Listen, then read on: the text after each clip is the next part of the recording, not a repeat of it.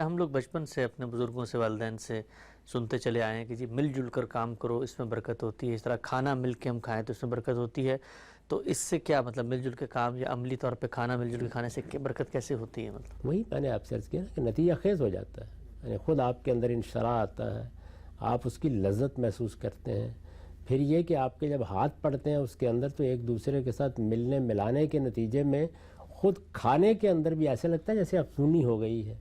بارہا آپ نے دیکھا ہوگا کہ بعض لوگ یہ کہتے ہیں کہ اگر آپ ایک ایک نوالا لیتے چلے جائیں یا ایک ایک بوٹی آپ بنا کے کھاتے چلے جائیں تو ہو سکتا ہے پورا بکرا کھا جائے اور تب بھی سیری نہ ہو. لیکن اگر آپ کو سالن ڈال دیا جائے یا کوئی چیز آپ کے سامنے پلیٹ میں رکھ دی جائے اور آپ اس کو مناسب حال لے لیں تو آپ سیر ہو جاتے ہیں. تو اصل میں ہمارا اپنا تعلق نفسیاتی ہے، یہ اس طرح مادی نہیں ہے جس طریقے سے لوگ اس کو سمجھتے ہیں. ہم سے نقطہ واضح فرمایا. آگے بڑھاتے ہیں. اگلا سوال آپ کی خدمت میں یہ ہے، پوچھا گیا ہے کہ زمانہ فطرت میں کہ جس وقت وحی کے سلسلے کا انقطاع ہو گیا تھا، رسول پاک صلی اللہ علیہ وسلم کو اللہ کی براہ راست ہدایت نہیں پہنچ رہی تھی، تو کیا اس وقت بھی اسلام کی دعوت و تبلیغ، اس کی اشاعت کا عمل جاری رہتا تھا یا وہاں پر بھی انقطاع ہو گیا تھا؟ رسول اللہ صلی اللہ علیہ وسلم کے پاس اللہ کی کتاب موجود ہوتی تھی، جو کچھ نازل ہو چکا وہ آپ کی زبان پر تھا، آپ اسے سناتے تھے. قرآن مجید کو جس شخص نے بھی کھلی آنکھوں کے ساتھ پڑھا ہے یا اس پر تدبر کیا ہے تو وہ یہ جانتا ہے کہ ایسا نہیں کہ قرآن مجید کی 2 صورتیں اگر آپ کے پاس آج موجود نہیں ہیں تو اس کی دعوت کا کوئی بڑا حصہ آپ کے پاس نہیں رہا. اس کی ہر سورہ کو اگر آپ دیکھیں تو اپنی جگہ دعوت میں مکمل ہوتی ہے. تو دعوت کے لیے تو اس کی ضرورت بھی نہیں ہے کہ پورا کا پورا قرآن آپ کے پاس موجود ہو.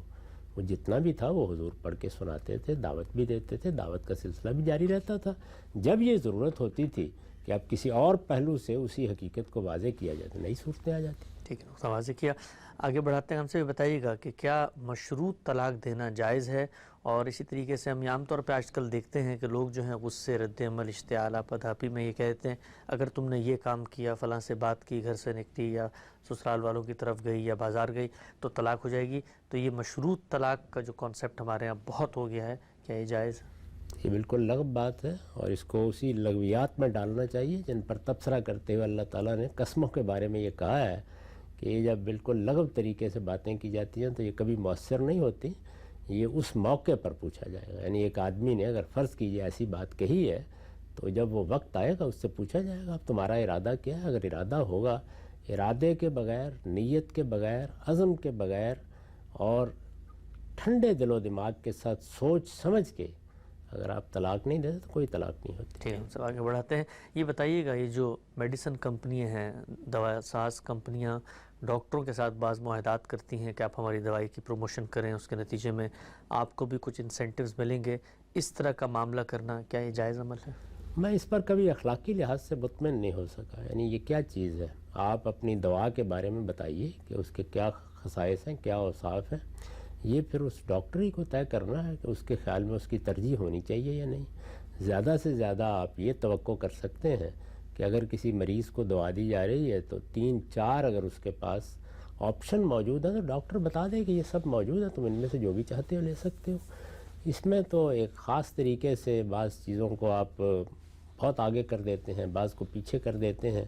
یہ مجھے ایک طبیب کی اخلاقیات کے بالکل منافی محسوس ہوتا ہے. جی ہاں، صحیح فرما رہے ہیں آپ. اور یہ جو بائیو ایتھکس دنیا میں پوری کی پوری سائنس ڈیولپ ہوئی ہے، خاص طور پر مغربی ممالک میں اس کا بہت اہتمام کیا جاتا ہے، لیکن ہمارے جو ترقی پذیر ممالک ہیں وہاں پر اس طریقے کا معاملہ نہیں ہوتا. میرے خیال میں اس کی حوصلہ شکنی کرنی چاہیے اور لوگوں کو بتانا چاہیے کہ یہ بھی در حقیقت کرپشن کی یا رشوت کی یا اسی طرح کی چیزیں ہیں جس کی ایک صورت ہے جو لوگوں نے بنا لی ہے.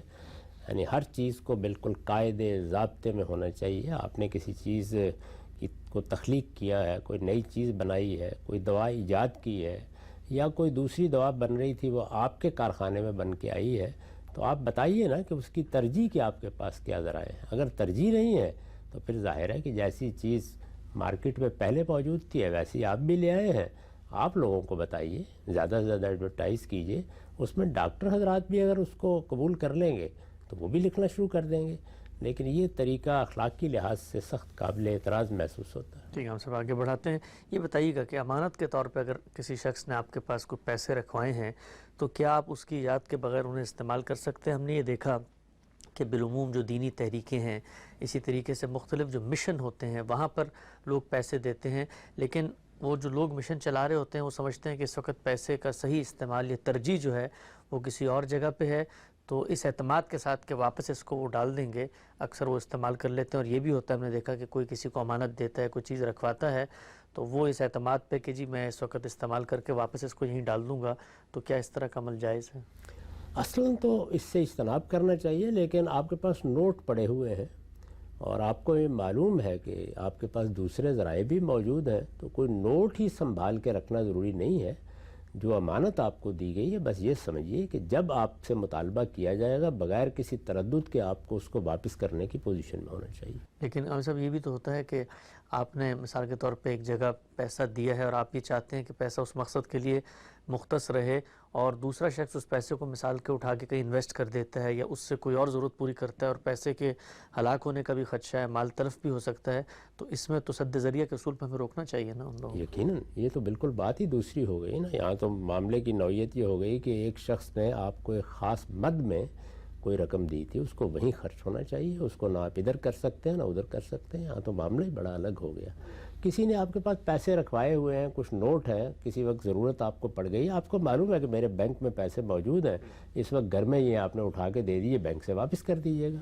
تو اسی لیے میں نے عرض کیا کہ آپ کو اس صورتحال میں یہ فیصلہ کرنا چاہیے کہ اگر ابھی وہ مجھ سے مطالبہ کرے تو میں دینے کی پوزیشن میں ہوں۔ ہم نے یہ دیکھا عامر صاحب کہ خود سیاسی پارٹیوں کے اندر ان کے اگر کوئی رفائی ادارے بھی چل رہے ہیں، ان کو کسی نے رقم دی ہے تو وہ رفائی اداروں کی رقم جو ہے وہ سیاسی پارٹی نے اپنی انتخابی مہم پہ لگا لی، یہ سوچ کر کہ اس وقت زیادہ اہم تقاضا یہ ہے، اور بعد میں موقع ملا تو کچھ واپس کر دی، کچھ نہیں کر سکے۔ یہ تو جرم کے درجے کی چیز ہے، اس کا تو کوئی سوال ہی نہیں۔ جو لوگ آپ کو کسی رفائی مقصد کے لیے دے رہے ہیں، لوگوں کی خدمت کے لیے دے رہے ہیں، کسی مریض کے علاج کے لیے دے رہے ہیں، اس کو آپ دائیں سے بائیں نہیں کر سکتے۔ یہاں تو آپ نے صورتحال ہی بدل دی، یعنی مت تبدیل کر دی اس کی۔ اس کا ادنا درجے میں بھی کسی اچھے آدمی کو تصور نہیں کرنا چاہیے کہ وہ ایسا کرے گا۔ آگے بڑھاتے ہیں سلسلہ گفتگو کو۔ یہ بتائیے گا نماز اوابین یہ کون سی نماز ہے؟ بڑا نیا نام لگتا ہے عام طور پر۔ اواب کا مطلب ہے اللہ کی طرف رجوع کرنے والے، جیسے کہ سیدنا ابراہیم کے بارے میں یہ بات آئی ہے، تو ہمارے ہاں جو مغرب کی نماز سے پہلے نوافل پڑھے جاتے ہیں ان کو لوگوں نے یہ کہنا شروع کر دیا۔ اس میں کوئی چیز بھی میرے علم کی حد تک رسالت مآب صلی اللہ علیہ وسلم سے ثابت نہیں۔ ٹھیک، آگے بڑھاتے ہیں سلسلہ گفتگو کو۔ توبہ کے بعد گناہوں کو نیکیوں میں بدلنے کے حوالے سے آپ نے قرآن مجید کی ایک آیت کو پیش بھی کیا تھا کہ اگر آپ بڑے گناہوں سے بچتے ہیں تو پھر جو چھوٹی موٹی غلطیاں ہیں اللہ تعالیٰ ان کو بھی معاف فرمائیں گے، اور دوسری جگہ بتایا کہ وہ تبدیل بھی کر دیں گے۔ تو یہ جو اللہ کی پوری اسکیم ہے صحیح اور غلط کی، اور پھر کہا جاتا ہے وَمَن يَعْمَلْ مِثْقَالَ ذَرَّةٍ خَيْرًا يَرَهُ وَمَن يَعْمَلْ مِثْقَالَ ذَرَّةٍ شَرًّا يَرَهُ، ایک ذرے کا بدلہ دیا جائے گا، حساب دیا جائے گا۔ تو یہ کیسے ہو سکتا ہے کہ میں نے کوئی بدی کی ہے یا مثال کے طور پہ صغائر ہی کا ارتکاب ہوا ہے وہ ختم ہو جائیں، یا ان کو جو ہے وہ نیکیوں میں بدل دیا جائے؟ یہ تو نہیں کہا گیا کہ اس طرح بدلہ دیا جائے گا، دیکھ لے گا آدمی۔ یرا کے الفاظ ہیں، یعنی اس کے سامنے آ جائے گی۔ ہمارے نامہ اعمال میں اللہ نے کہاں کہاں عنایت فرمائی، کہاں بخش دیا، کہاں معاف کر دیا، کیا کیا غلطیاں ہم نے کی تھیں، اور وہ غلطیاں کس طرح اللہ کے ہاں محو کر دی گئیں اور ان کی جگہ پر نیکیاں ہمیں دی گئیں، یہ حساب ہمارے سامنے آ جائے گا۔ یہ بات بیان کی گئی ہے۔ عفو درگزر تو اللہ کے ہاں آخری درجے میں ہو سکتا ہے، اور وہ کہاں تک ہوگا کوئی اس کا اندازہ نہیں کر سکتا۔ اللہ تعالیٰ کے بحر کرم سے کیا کچھ ملتا ہے، یہاں کیا کچھ ملتا ہے، وہاں کیا کچھ ملے گا، کیا کیا چیزیں معاف کر دی جائیں گی، اس پر کوئی قدغن کوئی شرط میں یا آپ نہیں لگا سکتے۔ جس چیز کو چاہے معاف کر دے، جس سے چاہے درگزر کرے، البتہ ہمارے باہمی معاملات میں وہ کوئی بے انصافی نہیں کرے گا۔ ٹھیک ہے، ہم آگے بڑھاتے ہیں سلسلہ گفتگو کو۔ یہ بتائیے گا کہ بزرگوں کے طفیل سے دعا مانگنا کیا یہ جائز عمل ہے؟ یعنی اس کے معنی کیا ہے؟ میں تو کبھی آج تک یہی نہیں سمجھ سکا۔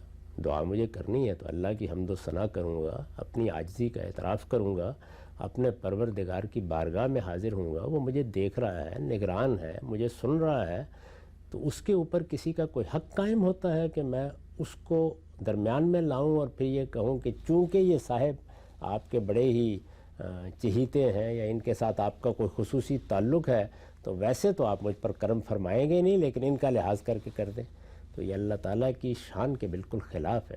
چنانچہ پیغمبروں کے ذریعے سے جو دعا مانگنے کا یا اللہ سے کوئی درخواست کرنے کا طریقہ بتایا گیا ہے، اس میں آپ کو اس کا کوئی شائبہ بھی کبھی نظر نہیں آئے گا۔ وہ دعائیں دیکھیے جو داؤد علیہ السلام نے کی ہیں اور زبور کی شکل میں ہمارے پاس موجود ہیں، پیغمبروں کی دعائیں جو بائبل کے صحائف میں نقل ہوئی ہیں، قرآن میں جو پیغمبروں کی دعائیں نقل ہوئی ہیں، رسالت میں آپ صلی اللہ علیہ وسلم کی جو دعائیں ہیں، ان میں کہیں آپ کو اس طرح کی کوئی چیز ملتی ہے؟ تو اللہ کی بارگاہ میں جانے کے آداب ہیں، آدمی کو سوچنا چاہیے کس کی بارگاہ میں جا رہا ہے۔ یہاں ادنا درجے میں یہ خیال کرنا کہ وہ ویسے تو میری سنے گا نہیں، البتہ فلاں کا لحاظ کر کے سن لے گا، یہ آخری درجے کی اہانت ہے۔ اللہ تعالیٰ کے معاملے میں آدمی کو متنبہ رہنا چاہیے۔ ہمارے ہاں بعض شخصیات، خاص طور پر پیغمبروں کے بارے میں تو لوگ حساس ہوتے ہیں، لیکن بارگاہ خداوندی کے بارے میں حساس نہیں ہوتے۔ دراحل ہے کہ سب سے بڑھ کر اسی بارگاہ کے بارے میں حساس ہونا چاہیے۔ تو اللہ کی بارگاہ میں جب آپ جا رہے ہیں تو اس کے آداب وہی ہیں جو پیغمبروں نے سکھا دیے ہیں، لہٰذا اس طرح کی نہ دعائیں کرنی چاہیے، نہ یہ طریقے اختیار کرنے چاہیے۔ یہ دین کے لیے، پیغمبروں کی دعوت کے لیے، ان کے اسوہ کے لیے بالکل اجنبی چیزیں ہیں، ان کا کسی مسلمان کو تصور بھی نہیں کرنا چاہیے۔ ہمیں بتایا گیا ہے کہ دعا کیسے کرنی ہے، اور اس کی ایسی تعلیم دی گئی ہے کہ ہر نماز میں 5 وقت ہم ہر رکعت میں وہ دعا کرتے ہیں جو سب سے بڑی دعا ہے، سورہ فاتحہ، اور اس میں یہی ہمیں ہدایت کی گئی ہے کہ دعا کرنے کے آداب کیا ہے، یعنی اللہ کی صفات کا حوالہ دیتے ہیں، اللہ کا نام بیان کرتے ہیں، اللہ تعالیٰ کے ساتھ اپنے تعلق کا اظہار کرتے ہیں، اپنی بندگی کا اعتراف کرتے ہیں، اس کے بعد کہتے ہیں اہدنا الصراط المستقیم۔ یہی دعا کرنے کا صحیح طریقہ ہے۔